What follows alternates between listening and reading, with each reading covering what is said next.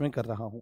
तो पहला क्वेश्चन क्रिया का आपकी स्क्रीन पर ये रहा और फटाफट उत्तर देना है, बिल्कुल भी समय अधिक नहीं लगाना है। क्रिया शब्द का शाब्दिक अर्थ क्या होता है, ये जल्दी से आप लोग बताओ। क्रिया शब्द का शाब्दिक अर्थ क्या होता है?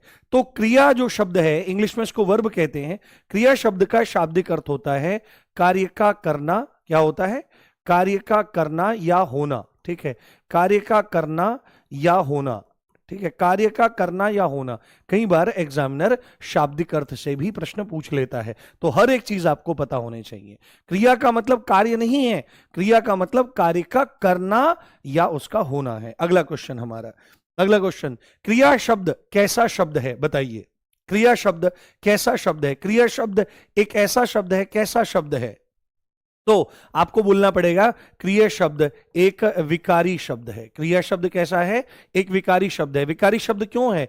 क्योंकि लिंग वचन कारक के अनुसार, किसके अनुसार? लिंग वचन और कारक के अनुसार इसमें क्या हो जाता है? इसके रूप में परिवर्तन हो जाता है। यह एक विकारी शब्द है। अगला प्रश्न बहुत इंपॉर्टेंट, मोस्ट इंपॉर्टेंट क्वेश्चंस में से एक है, क्रिया का मूल रूप क्या कहलाता है? क्रिया का मूल रूप क्या कहलाता है? बताइए, आंसर आना चाहिए फटाफट।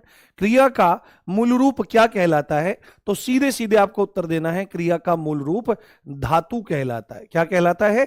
क्रिया का मूल रूप धातु कहलाता है। और धातु में ही हम प्रत्ययों को जोड़ करके क्या करते हैं? हम क्रिया का निर्माण करते हैं। अगला क्वेश्चन हमारा, धातु में क्या जोड़ने से वह क्रिया बनेगी? धातु में क्या जोड़ने से वह क्रिया बन जाती है? बताओ। धातु में, यानी कि अगर जैसे मैंने आपको इक्वेशंस बता रखी है, हिंदी गणित पढ़ा रखा है, तो धातु में ऐसा क्या जोड़ें कि वह क्रिया बन जाएगी? धातु में ऐसा क्या जोड़ें कि वह क्रिया बन जाएगी? तो धातु में, किसी भी धातु में ना जोड़ने से ये दोनों चीजें मिलकर एक क्रिया का निर्माण करती हैं। तो इसमें आपका उत्तर आ जाएगा क्या?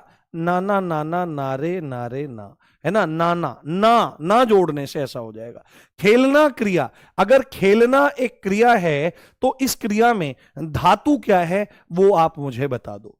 ये जो है आपका खेलना, इस क्रिया में अगर धातु की जानकारी आपको देनी है तो कैसे बताओगे? तो अगर आपको क्या काम करना है, क्रिया से आपको धातु निकालनी है, तो क्रिया में से ना को माइनस कर दो, हमको धातु प्राप्त हो जाएगी। तो क्रिया में से ना को हटाने के बाद हमारे पास जो धातु बचेगी वो खेल नामक धातु बचेगी। तो ये चीज आपको पता होनी चाहिए। नेक्स्ट क्वेश्चन, कर्म के आधार पर क्रिया कितने प्रकार की है? कर्म के आधार पर क्रिया कितने प्रकार की होती है? क्रिया के कितने भेद हैं? तो तुरंत आपको यहां पर उत्तर लगाना है कि कर्म के आधार पर क्रिया के दो भेद माने जाते हैं। पहला कौन सा होता है? पहला होता है अकर्मक क्रिया और दूसरा होता है सकर्मक क्रिया। दूसरा कौन सा होता है? सकर्मक क्रिया होता है। यह चीज आपको बहुत अच्छे से ध्यान रख लेनी है। आगे चल करके अगर हम देखें तो इसके भी आगे चलकर दो भेद होते हैं कि एक कर्मक हो जाता है फिर ये, और यहां पर द्विकर्मक हो जाता है। कौन सा हो जाता है?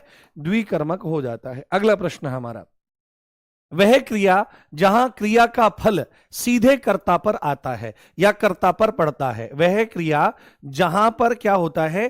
क्रिया का फल सीधे कर्ता पर आता है, वह कौन सी क्रिया होती है? यह बात आप बताएंगे। बिल्कुल, बहुत बढ़िया, शानदार। तो देखो, क्रिया का जो फल होगा, क्रिया का जो असर होगा, यदि वो कर्ता पर पहुंचेगा तो कारण क्या है? यानी कि वहां पर कर्म क्या है? कर्म वहां पर उपस्थित नहीं है। और जहां पर कर्म अनुपस्थित होता है वहां पर कौन सी क्रिया होती है मेरे प्यारे? वहां पर अकर्मक क्रिया होती है। यह बात आप बहुत अच्छे से समझेंगे, बहुत अच्छे से जानेंगे। नेक्स्ट क्वेश्चन हमारा, वह क्रिया जहां कर्म उपस्थित है, यानी कि कर्म जहां पर उपस्थित है, वहां पर जहां पर कर्म प्रेजेंट है, वो कौन सी क्रिया होती है? तो जहां पर कर्म उपस्थित है, तो उपस्थित होना मतलब सहित है क्रिया।